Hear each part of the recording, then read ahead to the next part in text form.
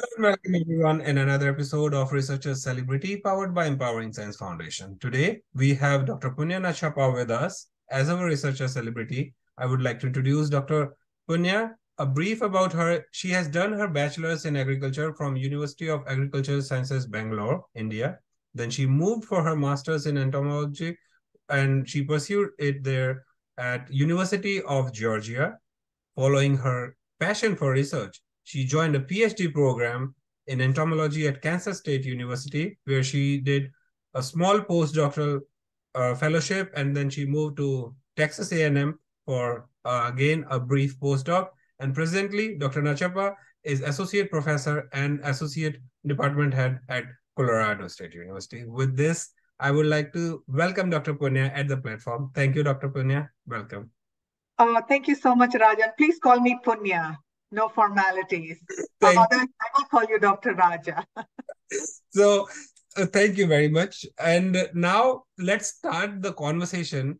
The researcher celebrity conversation starts with the question that how and when you decided that you wanted to become a researcher. So it goes way back. I grew up on a coffee plantation in India. I don't know if you're familiar. It's a small little county or district called Coorg or Kodagu, where we grow coffee and a lot of, important agricultural crops. So from a very young age, I was very aware of the importance of agriculture and agricultural research. In fact, back then there was an R&D facility in my hometown, and I was always curious about what went on there and how they were improving sort of the resiliency of coffee, which is our main crop there. So that's how I got into agriculture and agricultural research. But I would also say that I'm very passionate about teaching. And in fact, while I was a postdoc at Texas A&M, I submitted an application for an NSF teaching fellowship and was awarded that fellowship. And I realized my passion really is undergraduate education. But, research and teaching goes hand in hand. So I think I would say both aspects I'm very much excited about, and especially teaching and bringing undergrads into the research realm, getting them involved very early is really my passion. So some of them were satisfied by being a faculty. Yeah, so this is very important in terms because you mentioned about bringing or giving a flavor of research to undergrads. So once they are already, aware of the fun part of research, so they can prepare themselves better for their PhDs. Okay. Absolutely, yes. And especially in my lab, undergrads are always working close. I always have at least 4 or 5 undergrads, and they're working closely with graduate students, with postdocs, and they're presenting. It's also important to have that research, not just working in the lab doing dishes, but have independent projects, and then they are presenting at regional and national conferences. And in fact, 2 of my undergrads just had first author publications just this year. So I think it's very crucial, and that's how we get students into the ag field, away from medicine and engineering that everybody is running to. Yeah. So speaking of medicals and engineering, let's start the journey from Coorg to Colorado. In this 40 minutes, we'll try to compile it. So when you were studying at University of Agricultural Sciences in Bangalore, was there always this idea that you want to pursue your PhD outside India? Yes, especially because I was very much interested in entomology. And at that time, UAS has a fantastic entomology department. I mean, all the departments are great, especially entomology. There was one faculty that really made couple, but one mainly made an impact on me, Dr. Lakkundi. he would take the time to teach us insect taxonomy and systematics. So that was really my passion. And I felt like I would broaden my knowledge base and expertise coming to the US. And we had several of our senior students from UAS going abroad. So they had, really been good role models for us in terms of their experience. So I was very clear that after my bachelor's, I would, at that time, do your GRE, TOEFL, and on specifically for entomology. Mm-hmm. So, speaking of the passion for research, especially in entomology, so if you can share the journey or the challenges when it comes for PhD applications, because what we want to give a flavor and at Empowering Science Foundation, we believe in breaking the barrier, and there are so many young aspirants in India who want to pursue their PhD, abroad or especially in US. That what because the things might have changed over the period of time, but still the struggle of students remains always the same.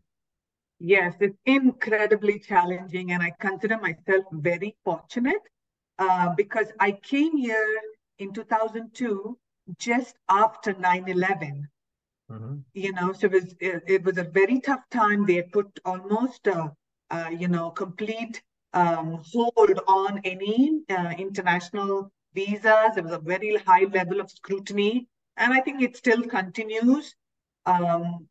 And the big thing is, of course, funding, right? I think, on a weekly basis, at least 4 to 5, if not more, international Africa, and it breaks my heart to reject almost all of them. Sometimes I find the time to email them, but mostly I cannot even email everybody and say, I'm sorry, I don't have, because there are so many who want that experience, and it's really hard. Although I accepted one student from Andhra Pradesh Agricultural University, APAU. He'll be coming in spring for his PhD. So funding is tight, as you all know, Raja, for faculty, and the visa, and I don't know. I feel like it is still an uphill battle. Here in Colorado, we have some programs to attract international students, but nothing to help the sheer number of students that we get applications from. So my advice for students in India who are applying is to not give up. Just keep applying. And that's what I did. It took me almost 2 years from the moment I started the application process to then find a good lab. So to keep applying. But one thing I will say, and I'm sure others will agree, is not to sort of harass the faculty. Because I have had students who will keep forwarding the same email over and almost every day. And that, you don't want to come across as too aggressive. You can send an email, wait a week, because really we are, juggling so many things. Wait a week, wait 2 weeks, and then send us a reminder, to check in. The other thing, not just for international students, even for the domestic students, when you email the faculty, you really have to do your homework and write a very succinct, concise email saying why you fit this faculty's program. And that will stand out. Like the student who's coming for his PhD, I think he was one out of maybe 100 students that have emailed me. They all write generic emails, and that does not help you. We will just put it in the trash. So you want to take the time and stand out among all the hundreds of students that are emailing faculty. Yeah, no, this is a very important point. Yeah. And here I would like to tell all the audience and viewers for this video that Dr. Punya mentioned this is very important part, because it shows if you are interested in pursuing PhD, that means you had already make up your mind that you want to be within a lab, because when you are applying, you always have the intention that the person will accept you. If the Right. PI is accepting and you had this in mind, but if you are not well prepared or well read about the PI, about the research going on in there, your research interests in there, and then if you are not ready to do your homework and then getting disheartened after 10, 20 application, probably either you are not prepared yet for that, or you are not ready to give what it takes. So thank you, Dr. Punya, for telling this for all the students, because I'm sure they are doing this on a daily basis, applications, sending that there. But let's take a step back. And now, when you are in this process, okay, when you are accepting students, rejecting for the PhD, you have postdocs in your lab, all this system is working, the way you wanted always, or you might have dreamt of. So let's talk about the day when you were doing your PhD at Kansas State. Okay, how that journey of your PhD went, and the lessons which you took from there and imbibed, and then what you are utilizing now. Oh my gosh, those were one of the best days. In fact, I've had really close relationships with all my advisors. My master's advisor in Georgia, I in fact stayed in their house when my lease ran out. Mm-hmm. Because I was getting ready to graduate and I didn't want to take a yearly leave. And I actually stayed in my advisor's house in Georgia. We were very close. They come to visit me every year. Same with my advisors in Kansas. I had two advisors. I was co-advised. David Margulies, he is just my best friend, and Jim Nichols. Both of them have retired now. They are very well-known insect ecologists. And often I hear from students and others, when you have co-advising, two advisors, it never works.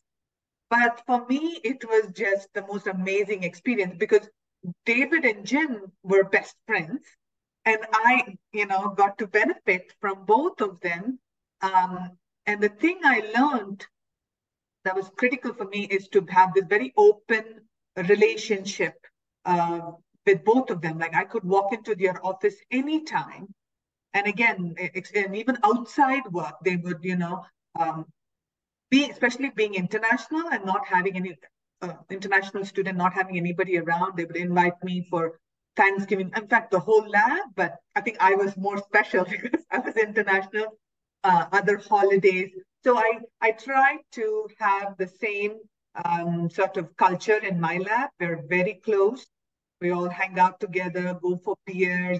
They come. We just had a summer barbecue. So I think it's important to have a very personal relationship with the students, Mm-hmm. but a good balance.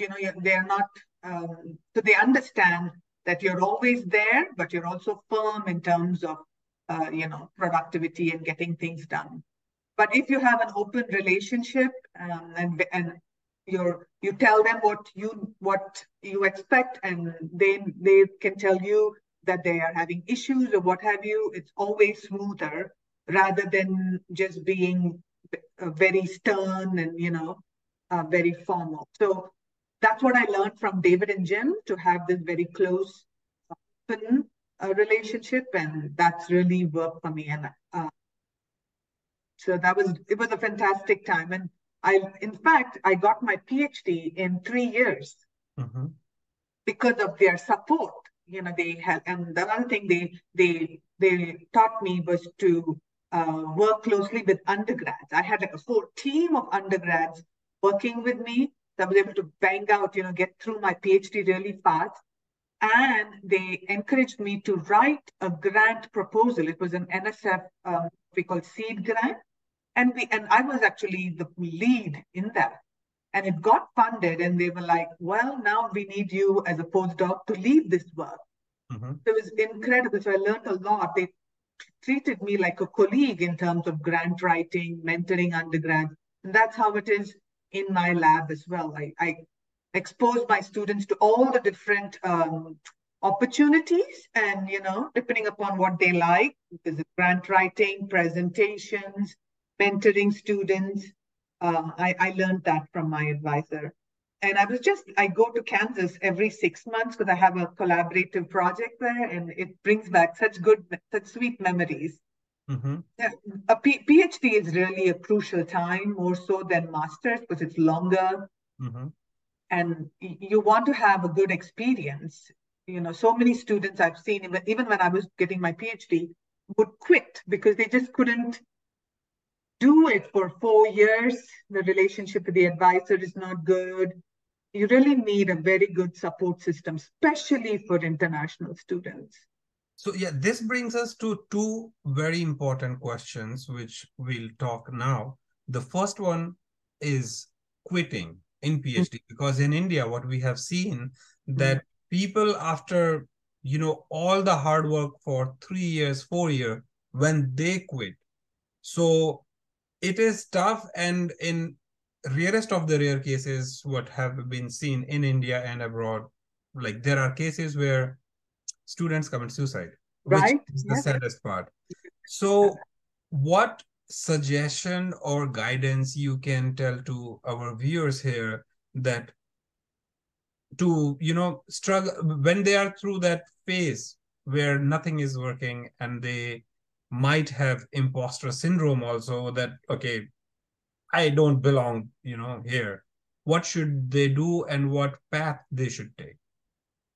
That's such a great question. And I think it's, you don't want to come to the, reach the point of, where you feel like you have to quit or take some drastic step. And before that, I think the most important thing that the students should know, and I am a big proponent of this, is work-life balance. And people laugh about it sometimes, but I cannot tell you how important it is for faculty, because we see this with faculty too, who are so stressed, especially early career, pre-tenure. You're struggling to get the grant, get those papers published. It's so important to have a good balance with work and time for your family and your friends. That's, I think, if you have that, throughout, starting from your first year, then you will not reach the point where it is, everything is just going to explode. I'm very careful with my students, and even like long weekends, I tell them, especially because I work on insects and plants, you can see my aphids on my hemp plant in the back. I tell them, make sure the plants, we have some undergrads and the research associates who can come in and take care of the plants on the weekend or the long weekend, during the holidays. Just make sure your plants are okay, and everybody don't come to the lab. Just stay home and take a break. I'm adamant about it. And even after, especially students that do like field research, I always tell them, before the semester starts, go home, take a break. So it's really important. And so at least in my lab, everybody, we have a good balance. And I show them that. For instance, I just said no to a meeting because I want to be there every week when I take my child to gymnastics. It brings me joy to spend some time with them, because otherwise, we're gone 8 to 5, and so is my child. So some things I will not compromise on. And I tell that to my students, and so they know this as a good role model. So that work-life balance is very important. Second thing is they need to have a group of friends, good relationships with their advisors, so they can come to me. And so I've had this with one of my students. She's fantastic. She's such a rock star. She graduated, cum laude from Penn State. Superb. But she put so much pressure on herself, not because of me. And so I recommended that she goes and talks to a psychologist, someone outside, because, sometimes maybe you're not comfortable talking to your friend or even me. And I don't know the language, the help. So go get help from outside. There's nothing to feel ashamed or stressed about. Hang out with your friends. And the other thing I tell them, because I do this, is to exercise and have an outlet to release some of all that stress that we take up. And I do that for my own mental health, so I recommend that for my students. So, work-life balance, your support system, friends. If you're international, then it's hard because you don't have your family here. But even Americans, a lot of my American students are from outside the state. So good set of friends here, good relationship with your advisor so that they know when, you're stressed, you can't come in. Like, you don't need to come in, let's say you have a cold, you don't need to, there is nothing that is so critical that has to be done. Even if it's the most crucial experiment, just put it, trash it and redo it. My department head gave me a very good piece of advice. We're running to publish papers. But she said, if the paper comes out in January, let's say it will be Nachappa et al. If it comes out in 2023, if it comes out in January, or if it comes out in December, 12, it's still the same citation. So it's not going to make a big difference. Nothing is so critical at the cost of your health and mental health. So I think faculty have to be the good role model about that. No, absolutely. This is one thing which I personally appreciate, and I would like to tell all the students, especially because if you are not getting well trained during your PhD, you probably will not be able to learn it when you are a faculty. Because I say this a couple of times that stress is like a snowball. If you don't learn how to handle it during your PhD, probably you are going to go more and more and more, which will make it worse when you are especially like if we are speaking of getting a faculty position in India or in abroad. So for first 5 years, you are under tremendous stress. You have to teach student, you have to do all the research grants, you have to then annually submit the all progress for those grants, then writing new grants.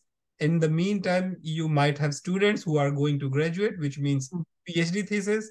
So this is too much. And if you are trained, as Dr. Punya mentioned, if you are trained well by your advisor during your PhD, so you know how to handle it.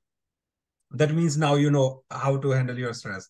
In fact, one of our researcher celebrity, Professor Ethan Beer at UCSD, he mentioned very clearly that if research stresses you, probably this is not for you.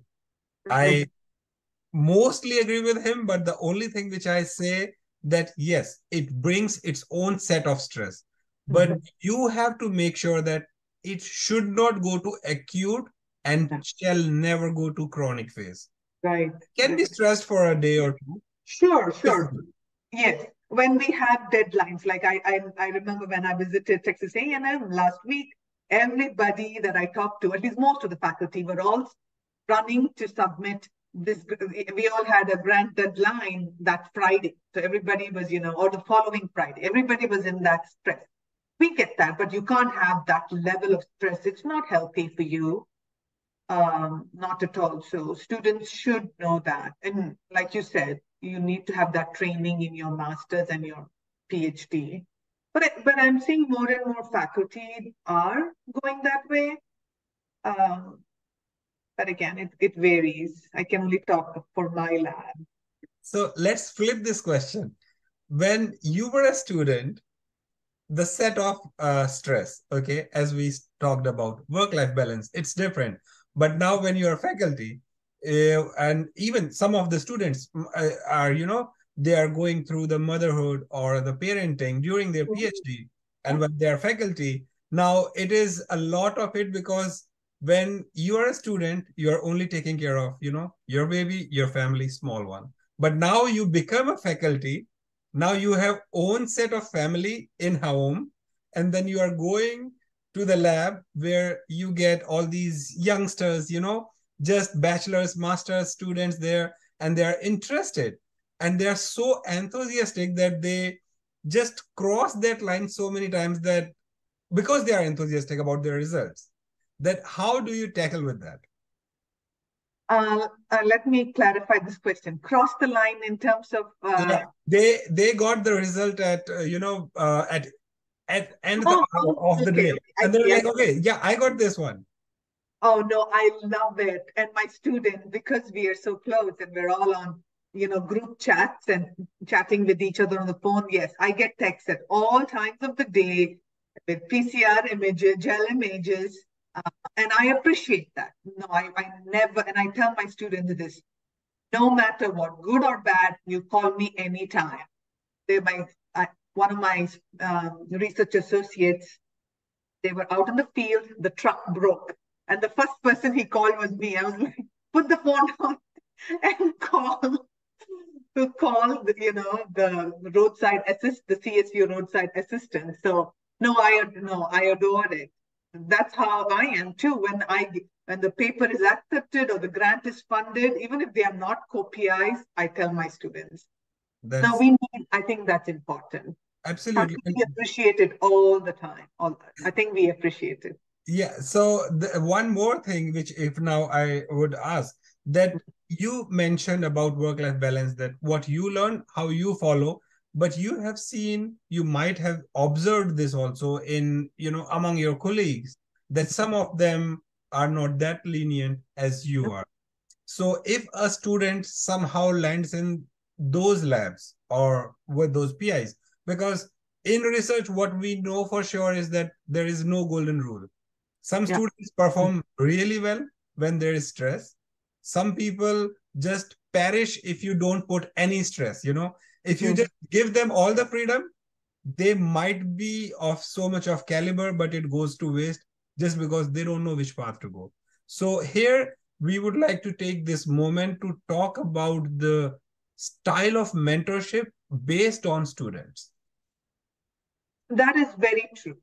And, I have quite a big lab. I think I have 3 PhD students and 5 masters, a postdoc and a research associate, and and several undergrads, and they all vary in um, their, um, their personality and how they like to be mentored. But I think for most part, uh, the culture in my lab is very hands-on. They all know their projects. That's very important to set out, in the first semester. Make sure they know what their project is, what the objectives are, and then set out to do, the experiments. And like I mentioned earlier, almost all my students have an undergraduate that helps them and assists them. That way they know that then they are mentors. So they can see, how this is being done. We meet once a week. Each student meets with me once a week, and then we have bi-weekly lab meetings where they give more of a presentation to the lab. But everybody knows that they can come to me if there's any problem, text me, or just walk into my office. So that way there is some accountability. So I don't have, in some instances, like a couple of weeks ago, I had a grand deadline. So one of my students, I would say, was a little bit um, you know, uh, under more scrutiny because I was like, can I get this data for the grant? But that's just one-off incidents because of the grant or the paper that needs to be finished. But otherwise, nobody gets, none of my students, I have to be like, what they call like helicopter parent, hovering around. Not at all. I think if you establish the expectations and what it is, you know, um, it entails in the master's or the PhD, then you're good to go. And when I sit down with the student, even before they come to my lab, the interview process, I tell them there is no time in my lab. I'm not there at 8 o'clock checking. Are they there at 8? Are they leaving at 5? Not at all. Everybody's on their own schedule. But when you come to the weekly meeting, you need to tell me what you set out to do, how you accomplished this, what was the problem. And I actually learned this from Cecilia Tamburindegi in Texas A&M. She was very flexible as a postdoctoral mentor, and the lab meeting was structured. This week, what I did, what I propose to do next week. So when you come next week, then you're responsible to tell them what happened. And sometimes nothing happens, but I need to know the reason. Yeah. So I think if you're very clear in that communication, nobody needs to be extra stressed. As you know how it, especially with molecular work or field work, right? Yeah. There's no telling. You spend all day running the PCR, and at the end of the day, your negative is contaminated. So, So speaking of this one, so when there is no result, okay, it obviously at every stage of research and in researcher's life, it is as bad as for a PhD student as it is for the advisor also. Because yeah. when a student goes that, hey, I did this with no results. Hmm. So it is okay once in a while. But when it happens repeatedly and for multiple times, then what But would you suggest to the audience that either they are doing field work or the moleculars, as you mentioned? What is the first thing they should consider and how they can overcome it? so I'm dealing with something like that just now. I have this fantastic student. She was an undergrad in my lab. Now she's a master's student because, and she's one of the students that had a first author paper as an undergraduate. So she's fantastic. But just a stroke of, well, one of the issues is we are taking on a new pathogen. We're studying a new pathogen. There's hardly anything known about it. So I understand the challenges. So the advisor has to be considerate about, when they're working in a new system that the lab has not worked on. Everything has to be optimized from growing the pathogen and the molecular techniques from PCR. So that took some time, but it's close to a year, and we really have almost nothing to show for it. And she's pretty upset about it too, because she will not get to go to ESA because her research didn't work out the way we expected. So it's really disappointing. So once I realized that there was something, like I said, once I tell the student this is what you have to do, then I expect them to go and just start doing it because they are trained, and I have postdocs and research associates that they work with. I'm not in the lab with them. But then once I realized that there were too many things happening, not because of her, it's just a complicated system. And she's new. I mean, in the sense she's a master student, right? So now I've been going every day to the lab, checking in with her. We walk around, we take a look at the plants. So anything that's a mess we will catch immediately. So sometimes you need that extra, a set of mentoring, a set of eyes just to help the student. You can't just let them go. And sure enough, with just a little more day-to-day interaction, which I don't really usually have, things have already started to improve. So, this is like, it's not a major issue, but I think that's what when things go wrong, then the advisor will need to focus a bit more. A couple of years ago, my PhD student, no matter what he could do, he did. PCRs were not working for him. Either the negative is contaminated, I was like, oh my goodness. And at that time, we were transitioning, my lab was transitioning through a postdoc. And so I was like, okay, I will come in the lab and let's see what's going on. And I put on my lab coat and I was in the lab with my students, and we did it. It worked. So sometimes they need that extra, set of eyes, but that's all it needs. It doesn't need any yelling and shouting and scolding to make anybody feel bad, because you're a team, Yes. right? And yesterday in our lab meeting, just Thursdays, the student presented her work, and even though things were failing, she has accomplished a lot. We know the system much better now. So, and I told her that, you see, all this that we've learned, it takes some time, but now we learned a lot, and we'll be good to go in the future. Absolutely. And I think this is the attitude which every researcher should always carry with them, no Yeah. matter at which stage they are.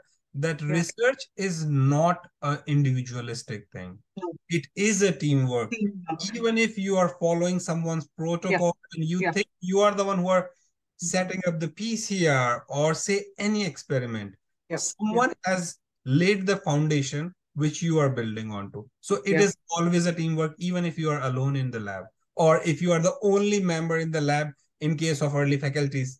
So absolutely, absolutely, yeah. Faculty, yeah. No, that is a very important. That culture is very important. Even and that comes over with like my lab, my research associate and students. They came up for the beginning of a couple of weeks ago. We were so busy with the start, and then they came up with a list. This person is going to be in charge of refilling the tips. This person is going to be autoclaving. I did not even have to come up with it because they have that sense of belonging. That we're all a team, and if somebody's going to be using the tips, someone else has to has autoclaved it for you. So and the same thing for the research, for the faculty. If your team is not strong and collaborative and working together, then you're never going to get anywhere. That's been very critical. Yeah, and one more thing which I can sense probably, and you can correct me, and I would like to tell all the audience that teamwork is one thing, and then the second thing, as Dr. Punya mentioned about ownership of your own experiments, inclusiveness of yours into the lab. One more thing which brings is that leadership. Dr. Punya just mentioned that students come up as a team and giving these things as a leadership that, okay, one person is responsible for activity A, and then there are other people who are responsible for others. This creates a wonderful, healthy environment for the lab where you can actually talk to everyone.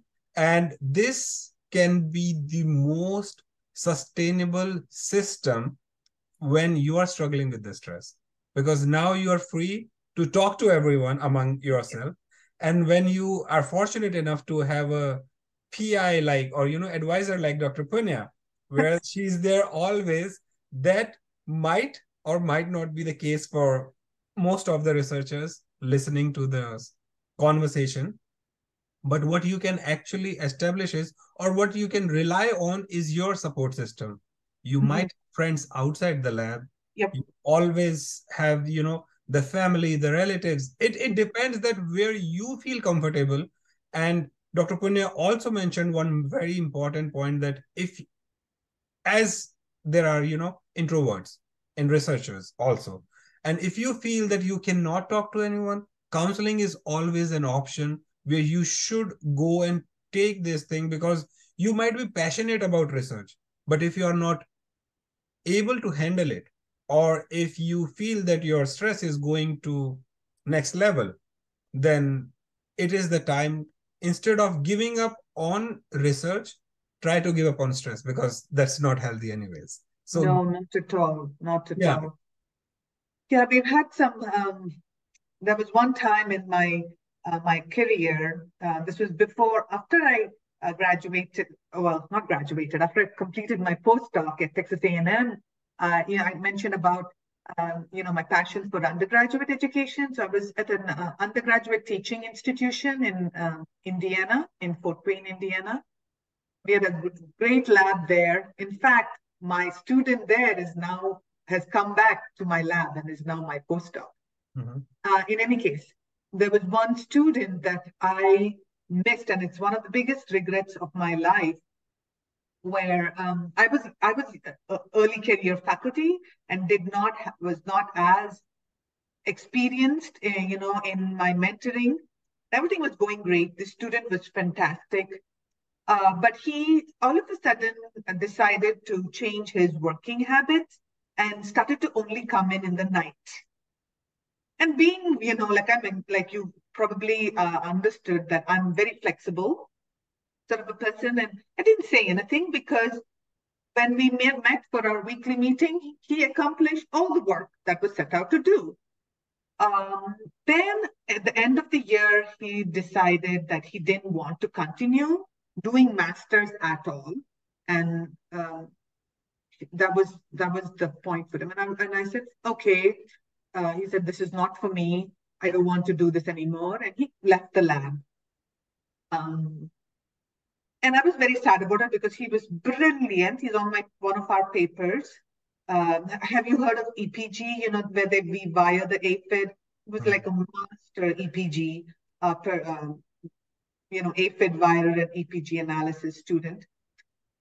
January, when we came back to school, we found out that he passed away.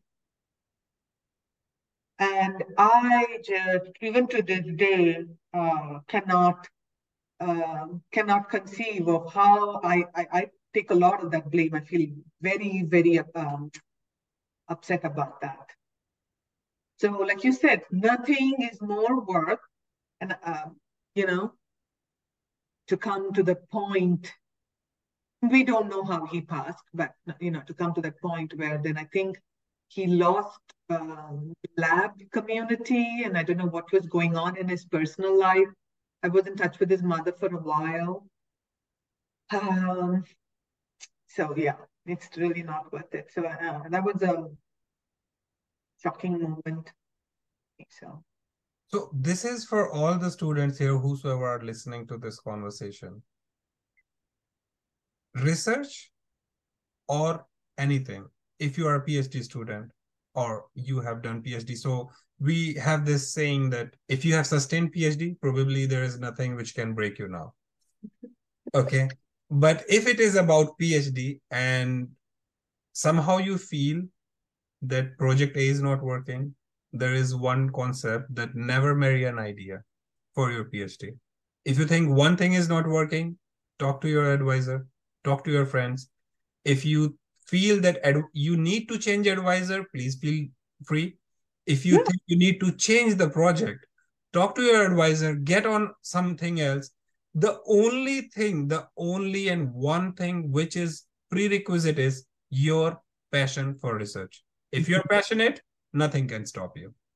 And with this statement, we'll say thank you to Dr. Punya sharing this journey, enlightening so many brains today with the conversation, with the compassion, and with the leadership as a true mentor. Thank you very much, Dr. Punya, for sharing. This is so great. I've done other podcasts and it's very technical of just about the research. So this is really unique, and I really appreciate you doing this, Raja, for the students and early career faculty or whoever it is. I really appreciate it. So invite me, and I would encourage you to also interview, and I'm sure you're doing this, interviewing students and postdocs. So yes, so we have the speakers as our researcher celebrity, because I'll take 1 minute now. So at Researcher Celebrity, what we believe in, let's celebrate research. And that's what every researcher is a celebrity for us, because we are celebrating research. So we have students from masters to emeritus scientists, 90 years old. The way everyone speaks for their journey, it is so unique that different people can get connected there and then they can correlate with it. So all the viewers, stay tuned for other Researcher Celebrity videos and for today's specific video. If you feel to write to Dr. Punya, if you have any questions or suggestions, you might be, very impressed. Like I am very impressed with the style, the mentorship she brings. If you want to contact to her, directly write it to her. If you want Empowering Science Foundations to put you in contact with our researcher celebrities, we are there to bridge you, and just keep following your passion, do research. And thank you, Dr. Punya, for the conversation. Thank you so much, Raja.